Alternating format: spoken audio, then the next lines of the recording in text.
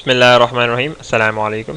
Fast institute की जानिब से मैं हूं सामा बिन अरशद और आप देख रहे हैं fast tutorials. Adobe Photoshop CS2 की ट्रेनिंग के अंदर आपने पिछले पार्ट में फेस एडजस्टमेंट सीखी थी। आज हम आपको सिखाएंगे कि किस तरीके से आप एक तस्वीर का बैकग्राउंड बदल सकते हैं। इसके लिए सिंपल आपने क्या काम करना है कि आपके पास दो तस्वीरें होनी चाहिए। ठीक है जी, एक मेरे पास जो है बैकग्राउंड है, अनदर पिक मेरे पास एक तस्वीर है। इस तस्वीर को मैं यहाँ से काट कर इस बैकग्राउंड के ऊपर एडजस्ट करूँगा। ठीक है जी, तो आइए सबसे पहले हम इस तस्वीर स्टार्ट करते हैं। पिक्चर कटिंग के लिए सबसे बेहतरीन टूल जो आपके पास मौजूद है वो है आपके पास यहाँ पर पेन टूल। ठीक है, इसके अलावा आप यहाँ से जो है ये तीन टूल आपके पास होते हैं। पॉलीगॉन लेसो टूल क्या काम करता है कि आप इसके ऊपर क्लिक करके रखेंगे तो ये इस हिस्से को सिलेक्ट कर लेगा। ठीक है, कंट्रोल D, सेक्शन ख़त्म। दूसरा है पॉलीगॉन लेसो टूल, इसे आप क्लिक करेंगे तो ये चलता रहेगा। अगर कोई स्टेप गलती हो गई तो बैक स्पेस आप करते हैं तो ये बैक स्पेस से रिमूव करता है। ठीक है, इस तरीके से करेंगे, डबल क्लिक करेंगे, मिला देंगे तो ये सिलेक्शन बना लेगा। ठीक है, तीसरा वाला जो होता है इसके अंदर वो कहलाता है magnetic lasso tool. Magnetic lasso tool क्या है, बेसिकली एक कलर सिलेक्शन के ऊपर चलता है। ये देखें, अगर मैं इस तरीके से चलाऊंगा तो ये सिलेक्ट करता चला जाएगा इसको। ठीक है, इसको भी बैक स्पेस से रिमूव करते हैं। ठीक है, तो ये तीन टूल भी हमारे पास सिलेक्शन के लिए इस्तेमाल किए जा सकते हैं, लेकिन सबसे बेहतरीन टूल जो है मैं कहता आ रहा हूँ आपको पेन टूल है। इसके ऊपर आप अपना हाथ साफ करें, इसको चलाने का तरीका सीखें। पेन टूल लिया है मैंने, अब मुझे इसको सेलेक्ट करना है पूरा। ठीक है, तो मैं जूम करता हूँ। पेन टूल मैंने ले लिया है, क्लिक किया, मैं बाहर आया, यहाँ क्लिक किया। ठीक है, ऑल्ट ब्रेक। अच्छा, तस्वीर जो है भले से सेशन के अंदर आप जब बैकग्राउंड चेंज कर रहे हो तो थोड़ी सी भले से काट दें, लेकिन बाहर का ऐसा नहीं लें, क्योंकि बाहर का अगर आप हिस्सा लेंगे तो वो बज़ाहिर वालक नज़र आएगा, तो वो नज़र नहीं आना चाहिए, वाइट हिस्सा नज़र नहीं आए। भले से आप तस्वीर के थोड़े से कपड़े वगैरह काट दें, कोई इतना इशू नहीं है। लेकिन आप कोई बाहर का हिस्सा लेंगे तो आप उसको फिर आपको सिलेक्ट के अंदर उड़ाना पड़ेगा।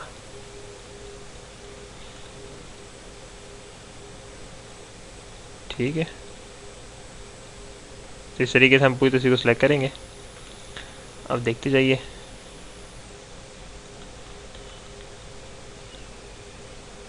कोई गलती हो जाए आपसे, कंट्रोल-Alt-Z कर दें, गलती आपकी रिमूव हो जाएगी।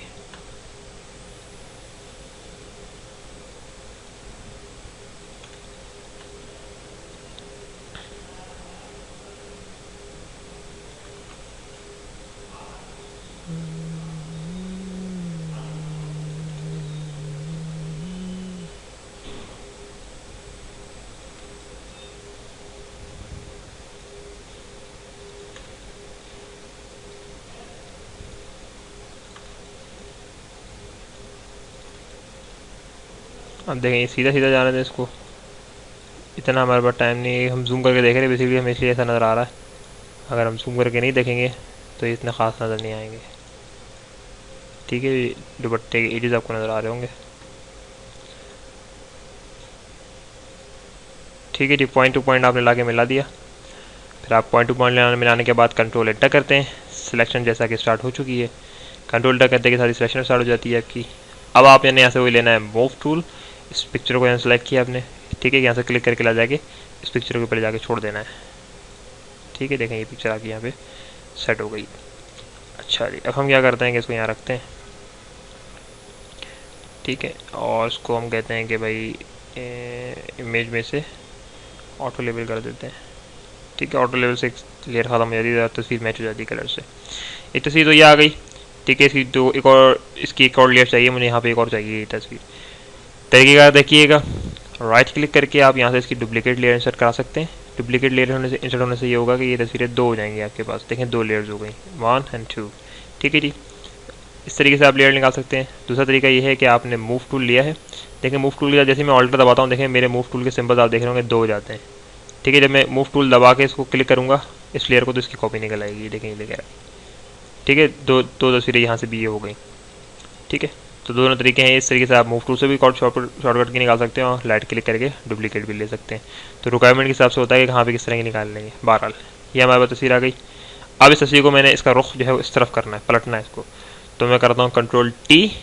ठीक है जी, ट्रांसफॉर्म सिलेक्शन का, right click, flip vertical, horizontal, sorry flip horizontal कर दिया आपने इसको। ठीक है। इस तस्वीर को हम बड़ा भी करेंगे, कंट्रोल ऑल्ट शिफ्ट से हमने इसको बड़ा कर लिया, ठीक है, और बड़ा कर दिया। स्ट्रेच नहीं करना है इसको, बेसिकली इसको सिर्फ बड़ा करना है, स्ट्रेच नहीं होनी चाहिए। इंटर कर दीजिए, इसको जूम करें, ठीक है। इसका फिल जो है वो आप ले जाएं तकरीबन 50% के ऊपर, ठीक है। 59% हमने कर दिया, ये फिल हो गया। इस तस्वीर को हम ब्लैक एंड वाइट भी करेंगे, ठीक है। इस लेयर को हम जाते हैं image, adjustment and T saturation, तस्वीर हमने ब्लैक एंड वाइट भी की। देखें जी, आपने पिक्चर कटिंग करके बैकग्राउंड एडजस्ट करा और उसके बाद आपने जो है इसको ब्लैक एंड वाइट करके एक इफेक्ट भी जो है खुद से बना लिया, ठीक है। तो सिंपल तरीके से आप किसी भी टूल का या किसी भी ऑब्जेक्ट का अगर आप बैकग्राउंड चेंज करना चाहते हैं या उसको सेलेक्ट करके कहीं और लेके जाना चाहते हैं, तो सेक्शन टूल्स आपको पता है 3 बताया, पॉलीगोनल लेसो टूल और मैग्नेटिक लेसो टूल में से आप कोई भी सिलेक्ट कर लें। या अगर आपको पेन टूल अच्छा चलाना आता है तो मेरी सजेशन तो ये है कि पेन टूल चलाएं। पेन टूल चला के आप उस वीडियो को सिलेक्ट करें, जैसे कि मैंने इस तस्वीर को सिलेक्ट किया और यहाँ पे लाके इसको एडजस्ट करा दिया। इस तरीके से आप जो है किसी भी तस्वीर को सिलेक्ट करके उसका बैकग्राउंड सेट कर सकते हैं, ठीक है। इसी तरीके से आप तस्वीर को सिलेक्ट करके उसके कलर्स भी चेंज कर सकते हैं और मुख्तलिफ चीज़ें मैं आपको दिखाता हूँ कि इसी के साथ अगर मैं इसको बोलूँगी, जैसे मैंने तस्वीर चेंज की हुई है, सिलेक्ट कर लिया, मैं इसका कलर चेंज करना चाहता हूँ अगर, ठीक है। कलर सेलेक्शन करनी, कंट्रोल यू किया, ऐसे आप यहाँ से इसके कलर बदल सकते हैं, ठीक है। कलर आपने कपड़ों के भी बदल दिए, इधर कपड़े कलर बदल गया अब इसके। और इसको जो है आप हिस्ट्री ब्रूशू से इसका फेस साफ कर दें, ठीक है, तस्वीर दोबारा साफ़ हो जाएगी, ठीक है। तो इस तरीके से आप जो है वो तस्वीरों के कलर्स वगैरह बदल सकते हैं और डिज़ाइन कर सकते हैं चीज़ों को। तो आप देखेंगे हमने किस तरीके से बैकग्राउंड एडजस्ट कर लिया तस्वीरों का, ठीक है। ये सिंपल सी की हमारी क्लास थी। मिलते हैं इंशाल्लाह नेक्स्ट क्लासेस के अंदर, जब तक के लिए इजाज़त दीजिए। अस्सलाम वालेकुम वरहमतुल्लाह।